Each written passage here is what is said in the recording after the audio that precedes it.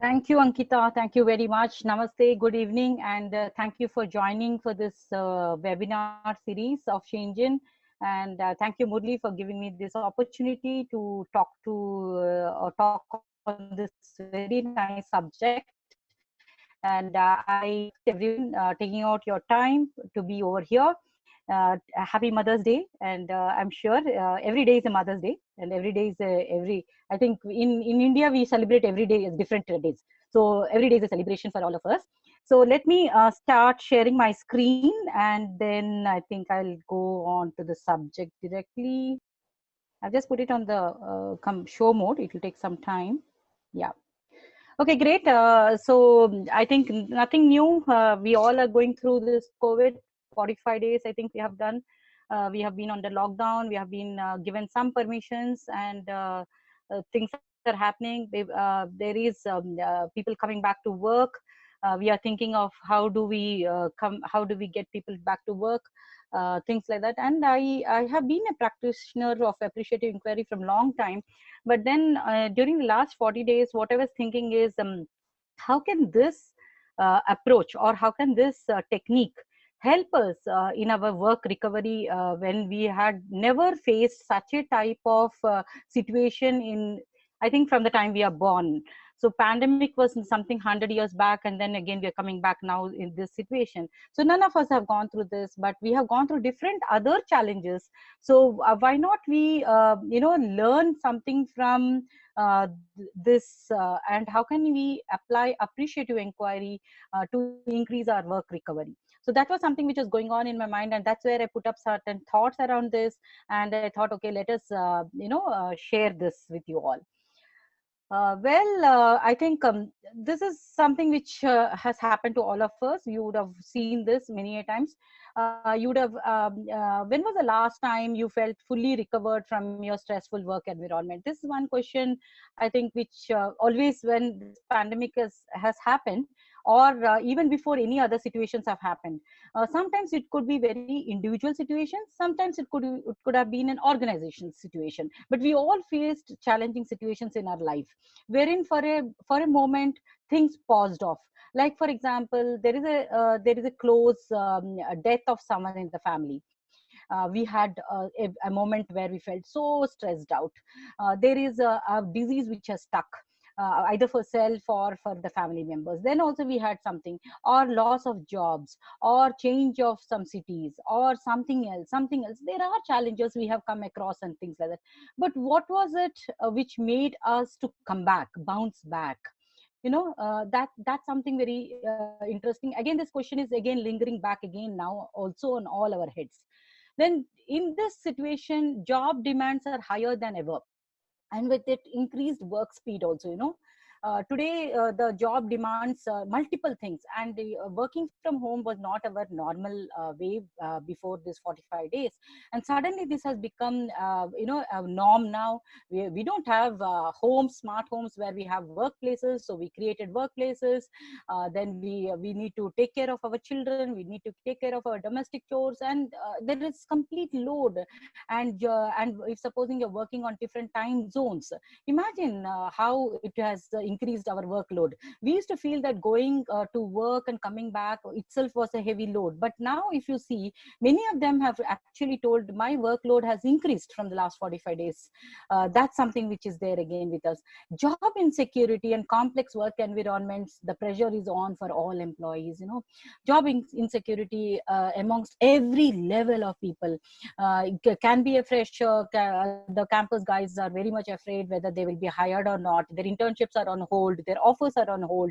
The junior most engineers or the junior most staff feels that probably we'll be the lowest guys, and we may not be required. They may cut off us. The mid management feels that we may be the most hit. Senior staff feels that probably we should be either leaving or to save others, or we are the bigger chunk, so it makes a lot of difference. So job insecurity has become at every level. And there's also the complex job environments which have come across in our complex, to add on to the complexity. And the pressure has become so high, the stress has become so high for all of us. And this is something which we are living with. There is no no, I don't feel anyone can debate that there is something else not going on and I'm fine.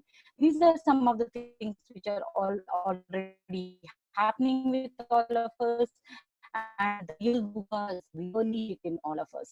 Having studied those questions which are there in front of us, we are seeing three different major questions which are coming in front of us. How can we fix our lack of engagement? That's something which I can ask even for myself or for my employees. How can I fix the lack of engagement of my employees? I don't know whether they're fully engaged, or how can I see that they're engaged? How can I feel that they're engaged? How do I connect with them? Because earlier I used to meet them, I used to talk to them, I had one-on-one sessions, I used to go for coffee breaks, I can do much of those chats and things like that and all. But now I don't know whether they're really engaged when I'm doing webinars, when I'm doing meetings, when I'm doing so many things, or how is it happening? What do we do about low motivation? We have seen that this whole of this the whole of the situation itself has drained people like anything. So how do I increase motivation? What are those motivators which I could push into the people and tell them that yes, it can happen?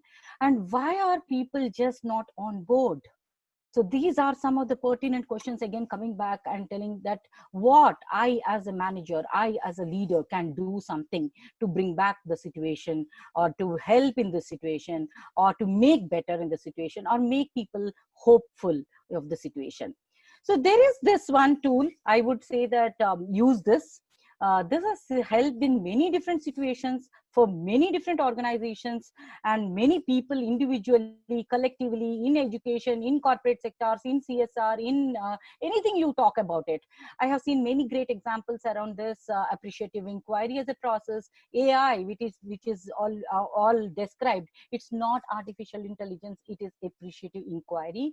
And the appreciative inquiry model is one of the key positive organizational approaches to development and collective learning. The two words which we have to really put on effort to understand is a development and collective learning. So we are seeing two positive words which are coming, that AI can help us to see us leading somewhere. AI can help us to collectively learn from the situation. Let us decipher it a little more. What is it? What is the appreciative inquiry all about? AI is a collaborative, strength-based approach. It talks about strengths. It doesn't talk about anything of the weaknesses. So first thing it tells that what are our strengths? What is my inner strength? What is my collective strength of my organization?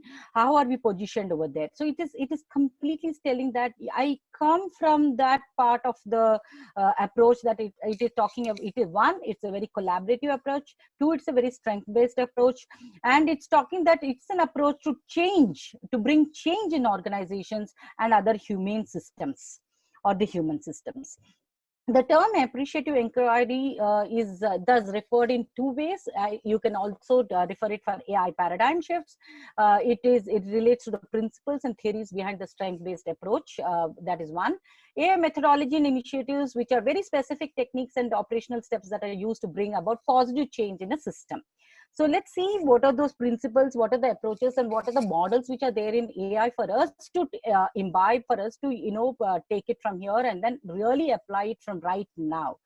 If you do that, so in very simpler terms, I don't know how many of you follow positivepsychology.com. I'm a student of psychology, and when I studied psychology, people always felt that, okay, people with psychology studies or psychology practitioners are those where they always talk about something is not going well, then we should talk to a psychologist. But here is the whole Martin Seligman, the science of happiness, the positive psychology, things like that, when it has come forth as a big science, it always talks about more of creating welfare, more of creating happiness, more of talking about the positive side of the psychology itself.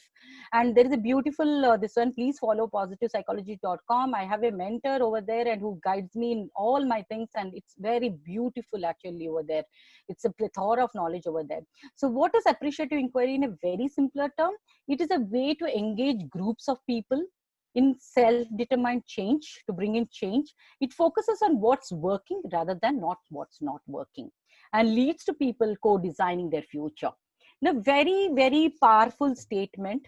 It takes up words very, very nicely, and collectively puts these words into one frame of sentence, but gives the output in a very nice way. If I have to little bit engage here, I will tell that, see, you just make a note of, engaging groups.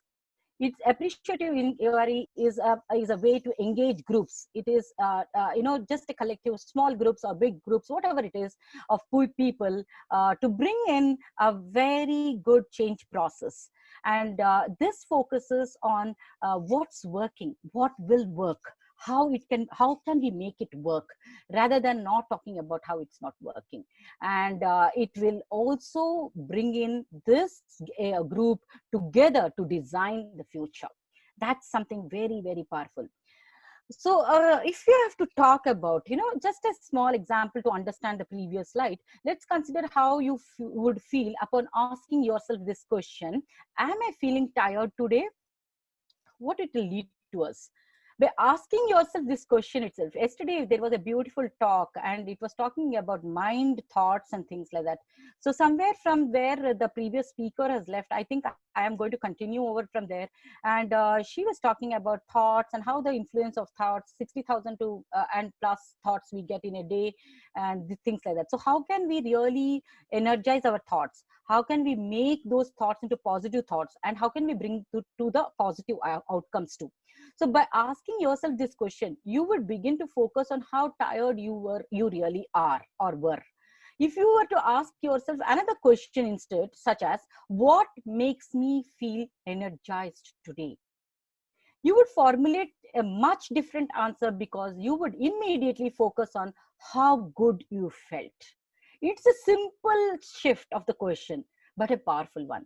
The answers become different. The things will become different. The perspectives will become different. The energies will flow different. Your thoughts will become different. Your actions will become different. Your behavior will also become different. And the whole of the feeling and emotion will be great. So that's the power of bringing out a right question and a right way to do this inquiry process.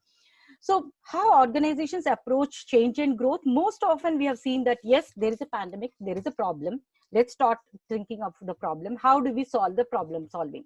And there are multiple, if you Google, they will tell, okay, put this 5 steps process, put this 10-step process. This is the problem. Let's collect data. Let's do this. Why approach? Yes approach. So many things we have done. We're fixing what's wrong, a deficit-based approach. So what we start with, we first start with the thought that there is something not okay, right? So that's where the change, it stunts us somewhere. But whereas appreciative inquiry starts with an affirmative approach, telling that things are okay, there is no problem, but how do I go on from here? How do I approach it in a very different way? What are the strengths with me? How can I approach it with these strengths? So that itself changes the whole of the perspective to work around using AI for any of those issues or challenging situations which are in front of us. So when we are talking about a paradigm where there is a problem solving approach, we are identifying the problem, we are analyzing the problem, we are seeing the possible solutions, then we are giving an action plan and treating it and all. And organizing is a problem to be solved. That's how it is. But when you're using appreciative inquiry, valuing the best of what is, first value. Today, when we are in this pandemic situation, all of us across the world, we have felt gratitude for many, many things, many small things. I have a food to eat. I have a home to stay. I have family members who are all together. I have a safe place to stay. I am not in a red zone, or I'm not in that place where things are very bad for me. I can move little. I can I have a, though my domestic health is not coming, still I can manage with my all things. So many things we had been gratitude, showcasing gratitude for things. And as a country, as a nation, as a world, we have done so much of gratitude, shown so much of gratitude to all those health workers, etc., who have been helping us in this great situation. Then envisioning what might be, that's the second stage. When you'll go, what might be the post COVID or post this challenge, then what should it be? So take those groups, take the people along, and try to carve out this design by telling what should it be. Then try to innovate by telling what will it be. So that's where you're coming from. The organizing is a mystery, infinite capacity is there, which can be embraced. So this is the power of, again, AI, where you take everyone together, you create it and you co-create it to bring the best of it. So it has a model called 4D model, and sometimes it's also referred as 5D model. And that's where it starts with, discovery, discovery, dream, design, delivery. What is discovery? So whenever you are having any challenging situation, what gives life? That's first thing, the best of what is. Supposing I'm in, now we have having organizations, we are having situations where we have to bring back 30% of the workforce. How is it we have to do, or how should we make safer workplaces and things like that and all. So if we have to go back and redesign our organizations, if we have to bring back people, so how should we create that life which was there before these 45 days? So how should I start? So what gives life back into my workplace? What gives life back into my society? What gives life back into my family? What gives life back into my education? What gives life back into my friends? So many things, anything. The best of what is appreciating. Wow, this was a great workplace when I left 45 days back. This was the desk where I used to sit over here. This is a place where I had kept my accolades. This is a place where I have done. Appreciate the whole thing. That's what it is. And then you're going into discovery mode. That's where you're doing. Then you come to this dream. What could be? What might be? What is the world calling for? Envisioning those results. You're telling, okay, fine, I'm getting the workforce. So they are seeing that I saw so many videos which have come forward by creating health as a very, very big thing, safety as a big thing, and taking care of every smallest possible things what leaders are putting there forth. And they're telling that this is a time that empathy is at the topmost peak.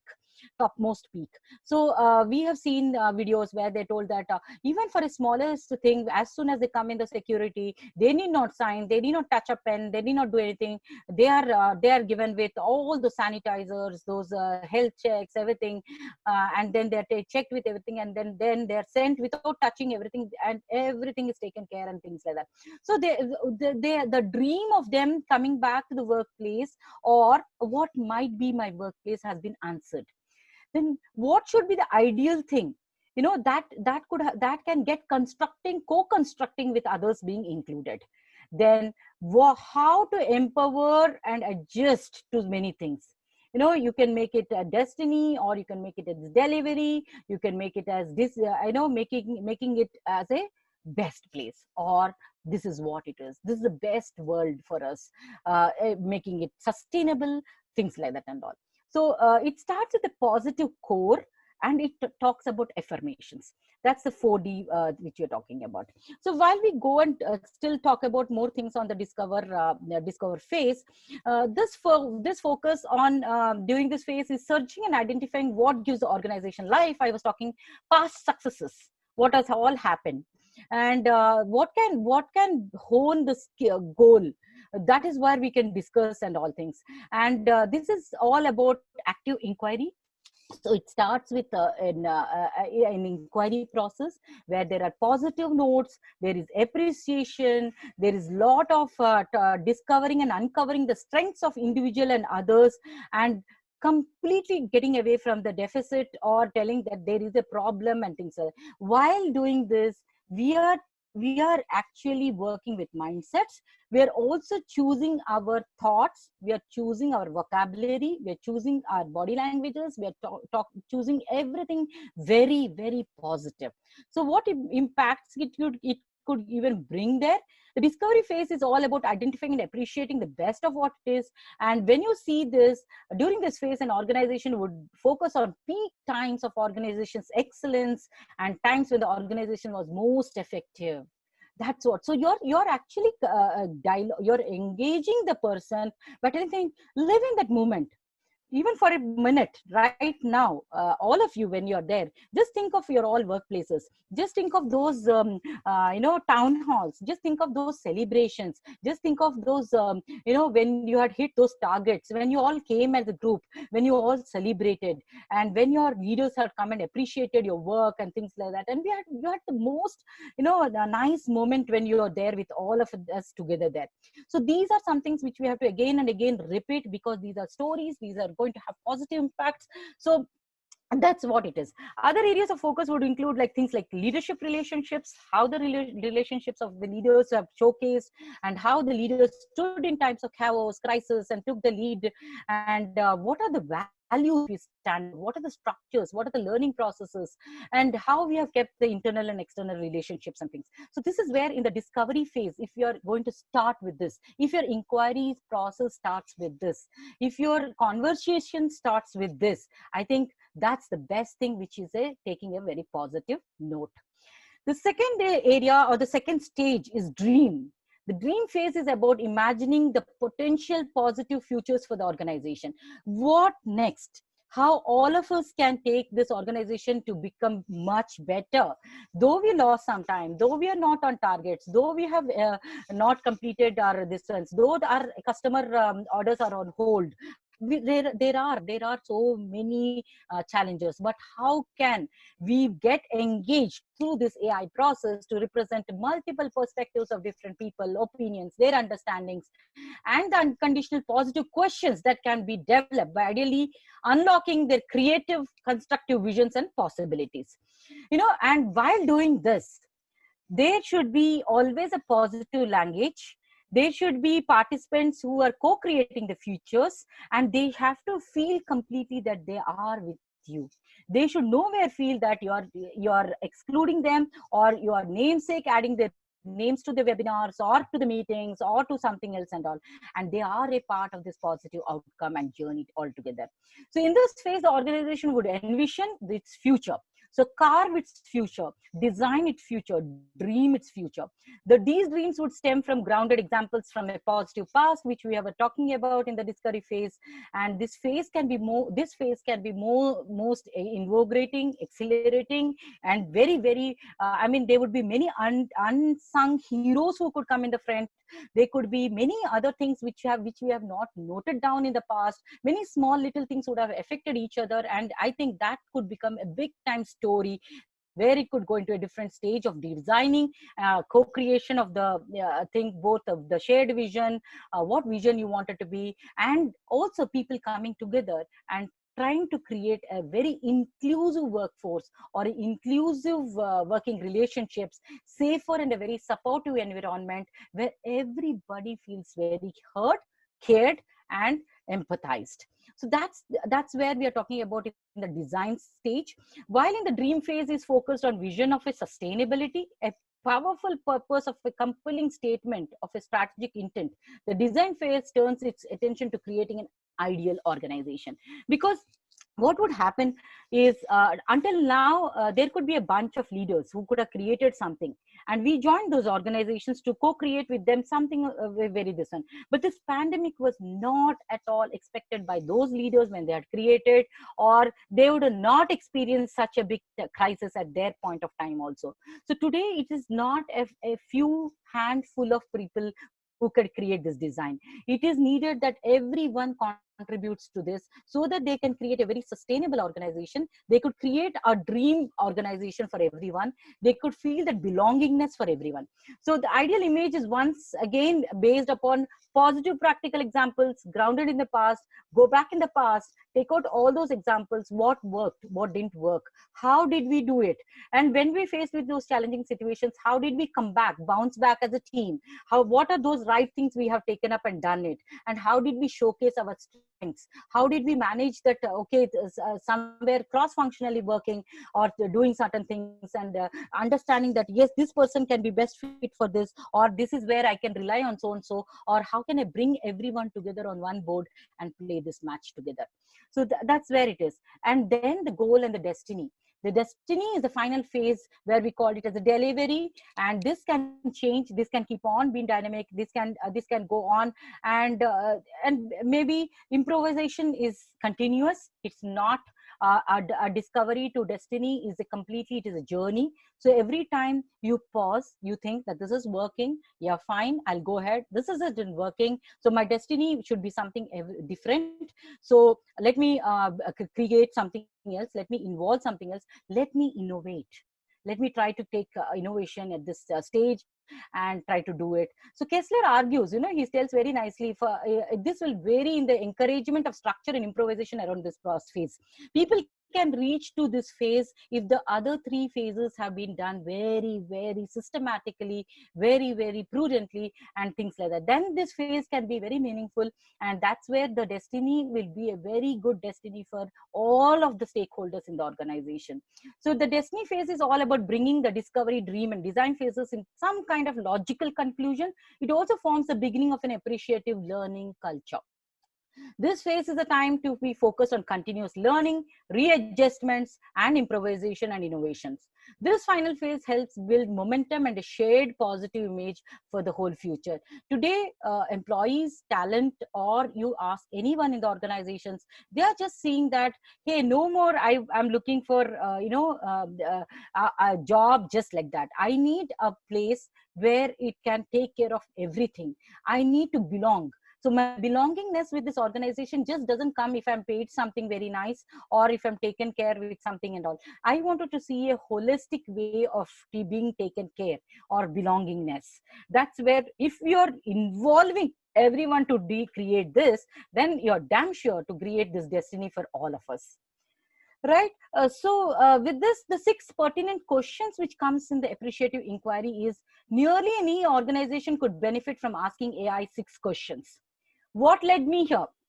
The storyboard can be, what has actually brought me to be a 50 years old organization, to a 25-year-old organization, 10 years old, 5 years old, 3 years old, or a 1 year old.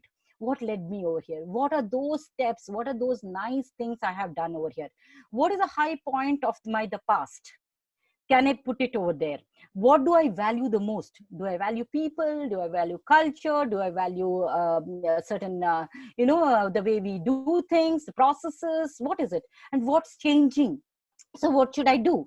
What is the best future I can imagine at this point of time? And what will it take to get us there? These are the 6 questions which are there in front of all of us as organizational leaders, wherein we can try to work upon each of these questions through this 4D model and involving everyone to get onto this AI in practice and improvising the work cultures and rediscovering and making it a great workplace. So before I go to the basic principles of appreciative inquiry, since you have seen the 4D model, you can also understand in the next phase about the principles, because if you have to put this in practice, you need to know a model and the principles which are underlying this. Any quick question or any remark or anything, is it going, right? Is it making sense? Is it helping you? Anything quickly. You can unmute or put it in the chat box. I'm not, yeah, I can see that. Yes, I can see the chat box too. If you wanted to put it over there, you can put it over there. Am I audible? I'm clear, hopefully. Yeah, Nupurna, you are very clear. Okay. So anything, if anyone wants to put anything.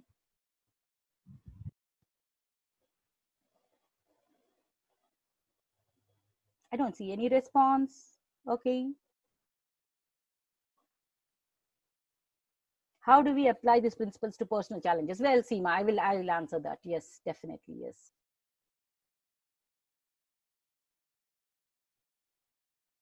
Okay. Yes, Gauri, of course. I have a lot of practical examples beyond COVID and how organizations have applied, how individuals have applied. I will definitely share that. Superb. Okay. Okay. I'm really appreciative of all those comments which have come now. I understand that, yes, I think I have put you onto a a pitch virtual visualization of dreaming something. So go ahead, be dreaming and be visualizing. I would want that you please visualize more and more, because it's very important. AI talks about visualization a lot. So please be visualizing as I continue my story, so that you will get some more examples, some more practical examples, and then we will again connect back again to discuss more.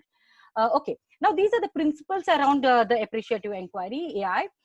The constructionalist principle, the similarity principle, the poetic principle, the anticipatory principle, and the positive one.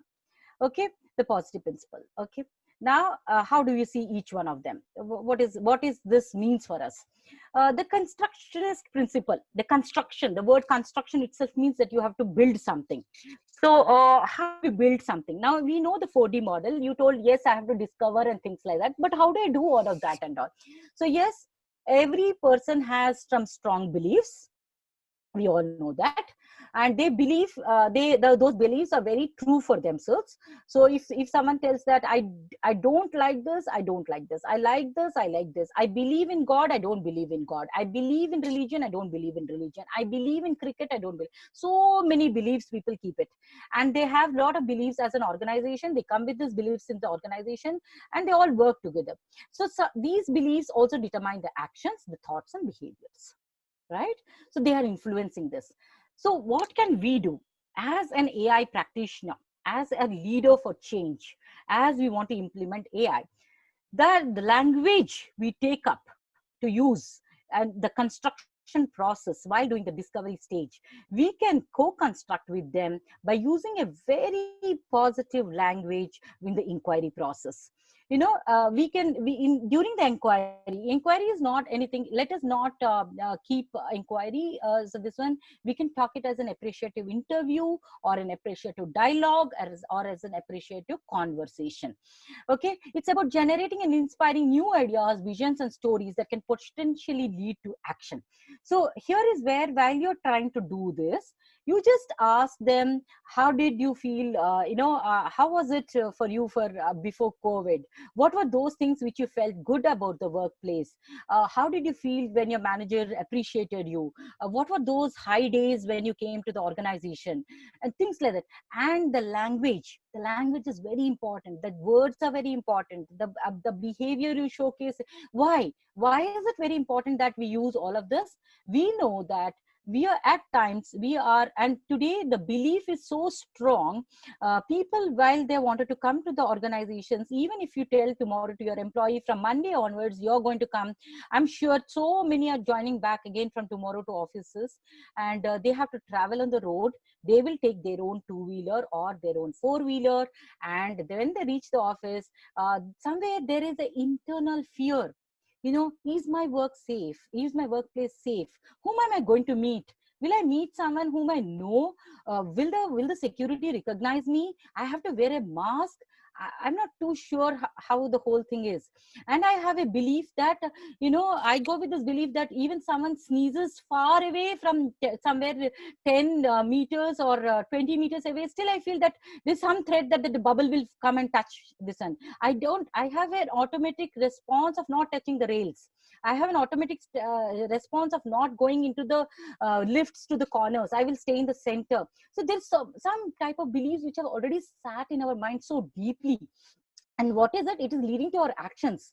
You know, the moment someone is coming very close to you, you're just withdrawing from there, and your thoughts are going very, very negative at that point of time. You don't know what this person has gone through, where from he's coming, is he from a red zone area, so many things and all. And then immediately the behavior also acts. But if you have someone who is receiving you tomorrow morning and telling them, welcome back, thank you, Mr. So and so, for coming. I know it's so very difficult, but then you are absolutely in safe hands.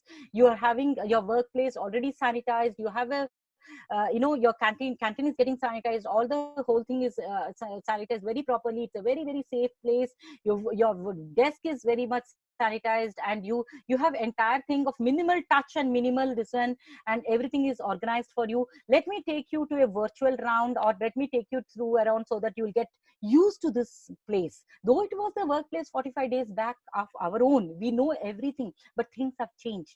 I help you in operating the new way of operating your leg sanitizer. I will tell you how to go and open the doors with your leg, not with touch of your hands and things like that. These are all things. So there is so much of care built, and the words are so empathetic, and the actions are so empathetic. So our constructionist phase principle lies in how positive we are to do this. Then the similarity principle. This suggests that our inquiries go into the human systems. We are talking about people, and we are telling people to change. It's the most difficult thing. This cannot just happen with one dialogue, one conversation, and things can implement. No, it is not. Is it rocket science? At times it looks more than rocket science.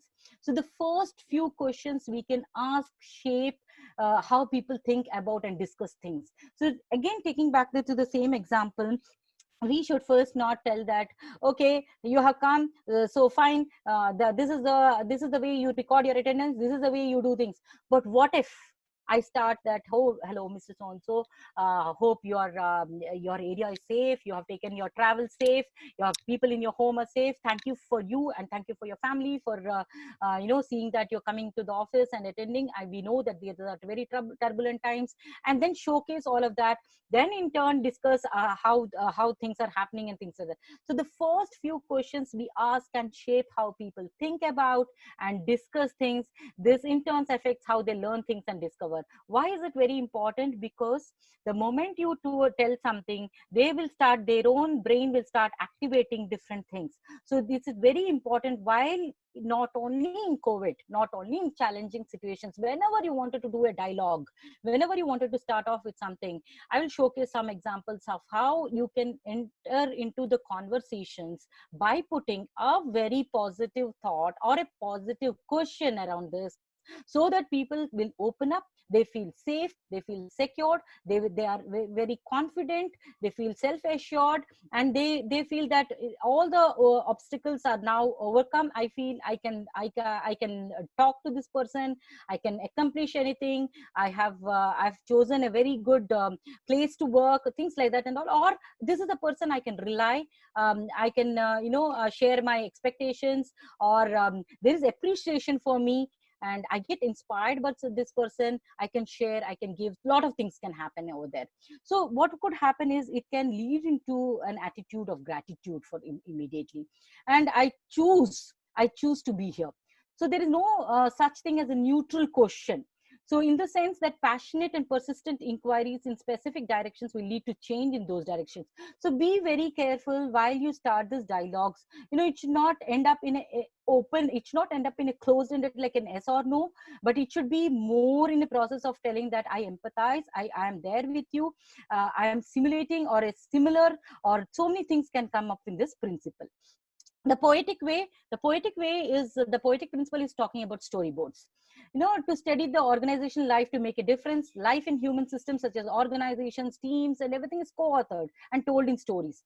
So our choice, as we were discussing from beginning, our choice of a vocabulary can trigger, it can trigger, and the whole part of the amygdala or the emotional trigger is so fast in our brains that it starts giving so many feelings, images, concepts, understandings, everything and all. So very carefully you have to choose your vocabulary, because anything which you showcase, it's just not the word, it's just not the person, it's just not the color, it's just not the environment. Anything can trigger anyone, and more so in the situations what we are going through right now. So by using more optimistic, you cannot go and talk to certain people going on like whenever you keep the news channels, it is just giving us always the news by telling that, okay, 20 more people have got attacked here, that happened, this happened, gas leakages happened, someone died. So much of misery and misery and misery. And if you start to speaking to anyone, not only in your organization, to anyone in your society, whenever you meet someone, just telling hey, what did you bake, what did you cook, what did you do, something, or what are you doing, something like that, that is something different. So in our area, it seems, it looks like that 5 people are quarantined. That guy feels very difficult to again come back, and they talk to you, he'll tell, yeah, I understand what to do, and then that goes off in a different way. So please see that nothing triggers in a negative way. triggers to positive way, positive actions, positive images, positive feelings. So by using inquiry to create positive, optimistic visions of the future, to inspire and awaken the best in people. That's the poetic way. That's the stories. That's the way of the narrations where we can take it. Then the anticipatory principle. How? What is it next? Where from we can go from here? How can we create a positive image and visions for our organization's future? And what that will impact, and what we do in the present. So the anticipatory principle suggests that our current actions and behaviors are shaped to visioning the future. So this is giving what do you expect. Go on, when in your inquiry process, what do you expect, what do you anticipate the workplace to be there? Even before people have designed workplaces and designed many things for their work cultures and work things, the jobs and things like that, they carved out. Many of the organizations, leading organizations, have done lot of surveys, lot of interviews, lot of storyboards before they come up with their manuals, policies, and then they talked about that, and they told, okay, fine, these are some things which we have to do because my people require this, my organizations have to have this, and things like that. So the positive principle, lasting change relies on social connections and positive effect. So this encourages momentum, this encourages sustainability, this emphasizes as a positive core of an organization. People feel that yes, I'm in the right organization, I'm in the right place, and I am in a place where it can bring my enthusiasm, my togetherness, my hope, my happiness, and it starts encouraging creative ideas and openness to innovative ideas. This is a place when the person starts feeling positive, there's high energy. When there is high energy, there are ideas. When there are ideas, they bring disruptions, they bring greater innovations and revolutions. So this is the stage where we can bring with these 5 principles which are there with us. These are the guiding tools, I would say. Using AI very aptly brings people into a very, very nice way from a very problematic, if you tell, or a very crisis stage, or any change you wanted to bring in yourself or to others or to the organization or to the society. By using this 4D model and by using these 5 principles, you can get on to very great situations. So let us see at examples, different examples, so that we learn about this much more better. So well, I have though it is a Mother's Day, I have taken a father as an example over here. The common situation in which a father goes to pick up his son at school and asks him, how did his day go, expecting a conversation to follow. And this is a very usual thing, either a father or a mother goes and picks up the child from the school earlier. For now, so I don't know what will be the situation, but whatever this small question, when we see the father typically asks, what happened at school today, son? The son answers, this is a very close ended, nothing much, marking the end of the conversation. And the father is very interested to understand, what did it go, how did the son feel in the school, what all happened, did the son feel nice in the school, did anything very impactful happen, how do I know? So my inquiry was not great, my inquiry has not given those results which I was thinking that it will give. So the next day the father decides to change the question to the son, says, son, what's the best thing that happened today at school? Imagine in our workplaces, when we also change, we keep asking, how are you, or that's a very, very small thing. How are you feeling? If you ask, how are you, you'll say good. How are you feeling today? Probably some different answers.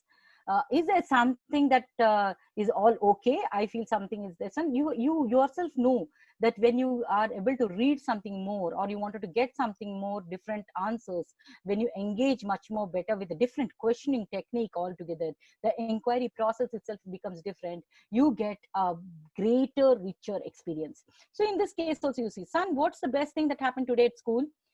Only to be told a completely different story. Hence asking people, what's the best thing that happened to you today? If I may pause now and ask you a question, what's the best thing which has happened in the last 45 days? What would be your answers? Let's see a quick chat in the chat box answers. What's the best thing which has happened to you?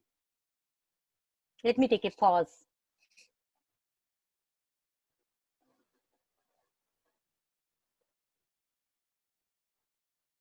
Time with family, super. Spending more time with family, wow, okay. Lots and lots of time. Okay. Connecting to my relatives. Wow. Got time to introspect. Wow. Yes. New things to learn. Yes. Trending LinkedIn posts. Okay. What else? What is the best thing? What is the best thing which could help? Could catch up with reading. Okay. Fine. Great. Appreciating nature. Wow. Yes. My students contacted me to take class online when was looking for a job. Okay. Reflection on oneself. Yes. Understood some of the family mentors better. Yes. Understood how I waste time. Okay. Yes. Any others? Any other things? The best thing. Understood what's important in life. Absolutely. Yes. Understand more about myself, my triggers, what I like. Absolutely.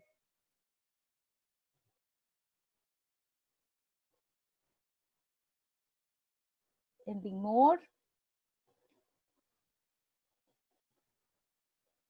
Relish my husband's cooking. Yes, yes, yes. Superb. Made us feel that to live we need very less money. Yes, yes, Murli. What else? What's the other best thing which has happened? The best thing happened to all of us is we are living, we are very safe, I feel. Isn't it? Yes. We're all safe. We're all able to come here. We're able to talk.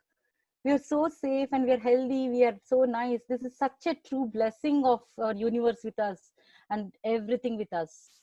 Right. So yes, absolutely. So it changes, to please ponder on to this question every day from today. What's the best thing which has happened? Don't go on mulling over, oh, COVID, oh, this, oh, that, and all. No, not at all. What's the best thing which has happened? For me, it is many best things have happened. I would say only one best thing, out of many best things, one best thing which I dream and I get up and it kicks me like anything is I could reach out to 10,000 people to share about emotional literacy, which is my mission.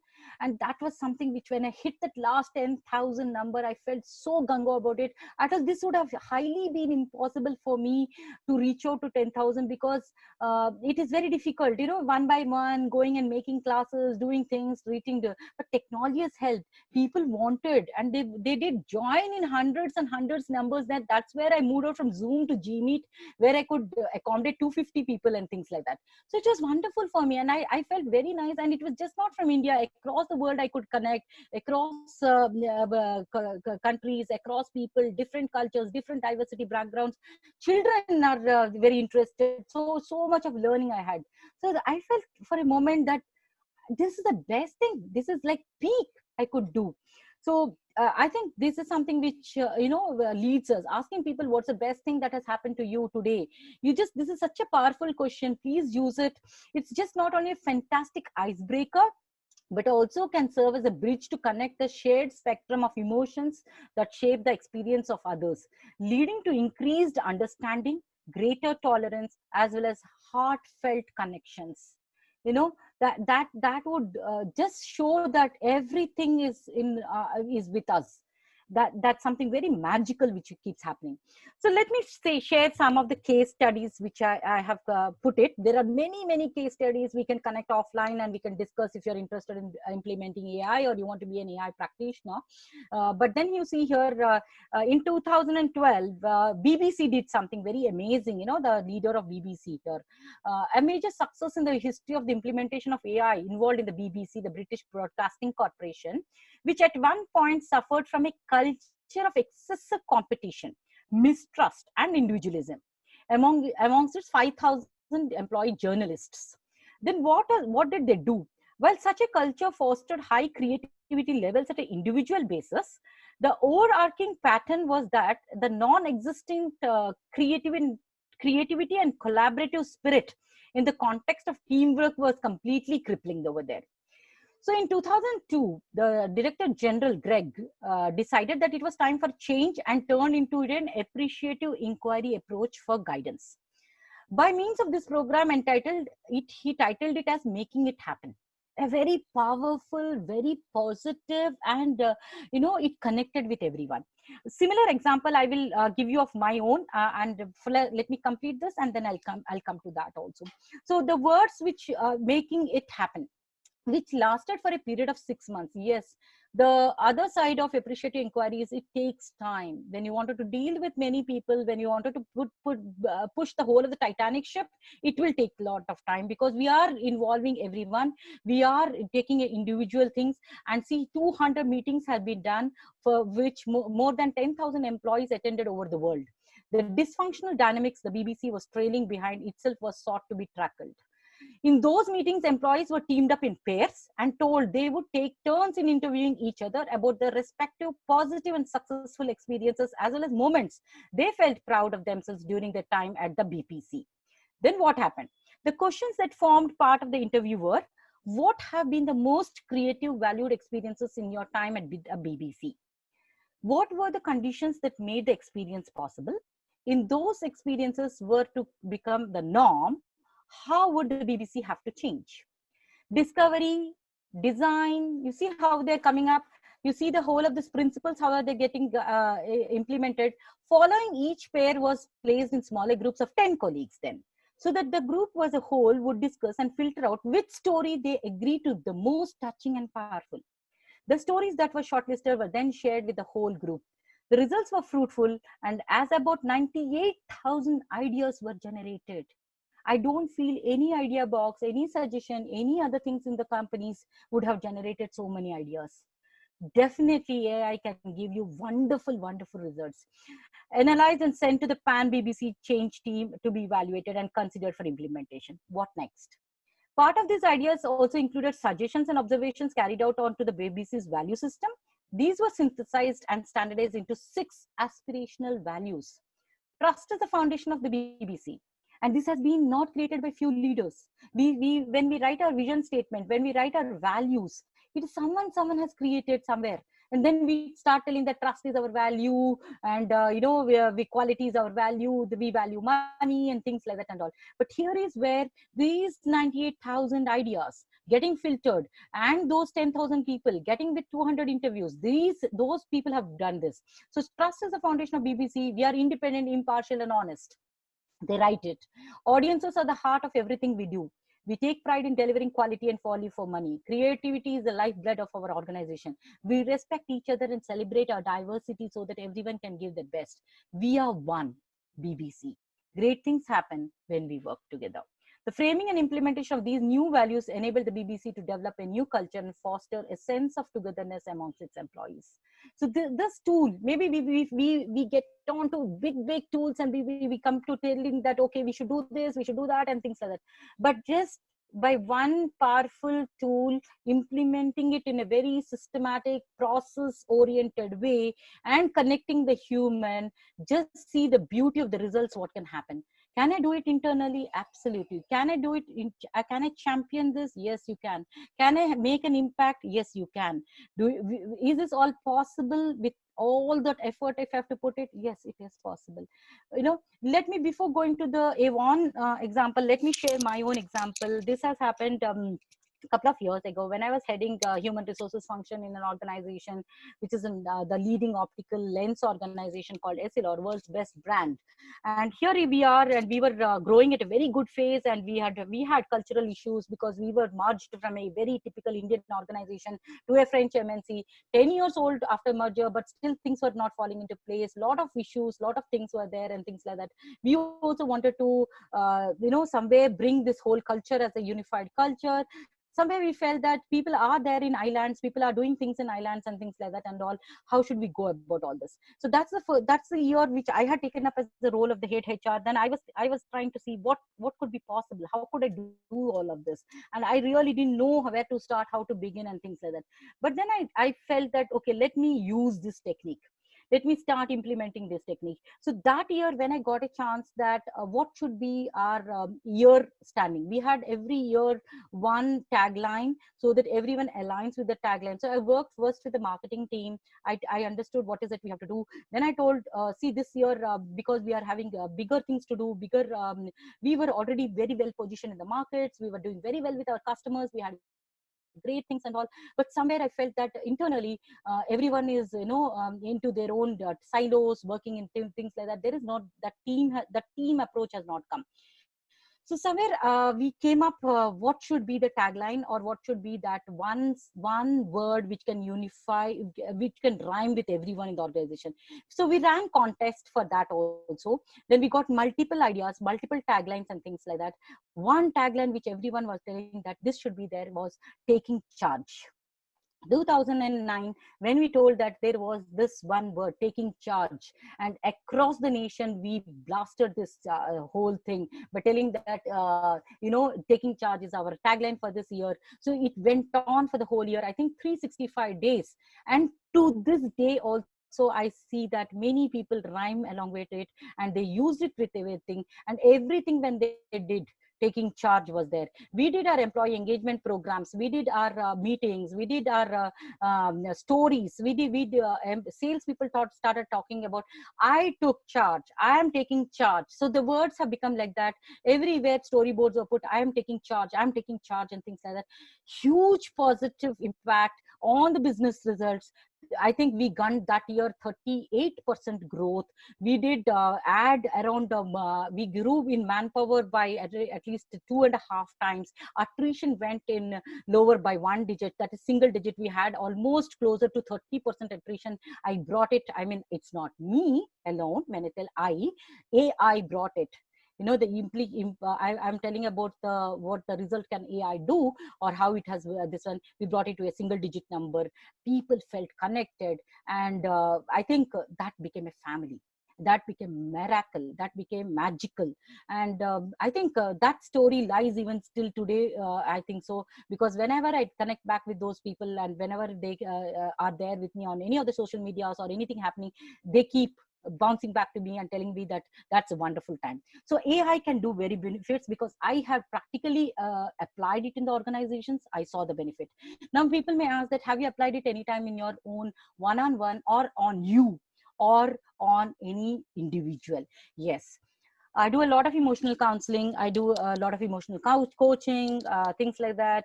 And believe me, you can do it from 4-year-old kid to any age person, AI application. So you can do it in the form of coaching, you can do it in the form of counseling, you can do it in the form of bringing change, you can empower person, you can positively boost, you can boost your own children, you can build relationships, marital relationships, or your relationships with your friends, and I mean, everywhere you can apply this and things like that. So there is no limit to this application. Just take the tool and start using it. That's it. There are principles, there are toolbox, there is a lot of case studies and things like that. Let us go to another example. Hope it is helping people, wherein you have asked certain questions to share some examples and things like that. Do you wanted to put anything in the chat box to let me know? If you feel it's all good and things like that, I think there are in this one 3 dots where you can tell a thumbs up, a clap, or anything of those things. Also, you can be able to do all those things.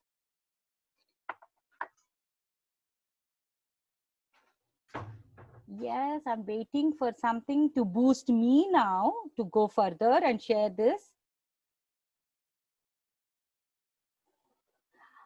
Okay, let us please use one positive word right now. One positive word. Just one word. Please try to put one word which will positively boost either you or me, any one of you. There are around 35 of us. Just put one word which will boost us. It's a very positive.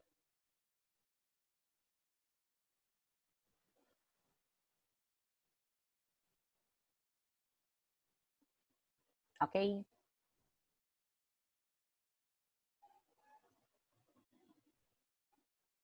Okay.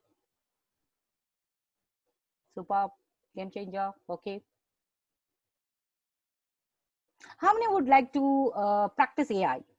Not artificial intelligence, though I love that also, but appreciative inquiry. How many of you will tell that after this 35 people, you can just type yes or no? Why or no? N? Why or N? Why? Okay. Absolutely. It's going to not harm. It's going to give you so much richer benefits. It can be implemented from the next moment we close the call. That's the power of this. No, absolutely, very good, very fantastic, great audience, love you. Okay, now you see the example of Avon. Avon, you all know, and I'm sure that there are a lot of females also over here. So Avon is a great brand. It is a very nice this one. So Avon Mexico, let me talk this story to you.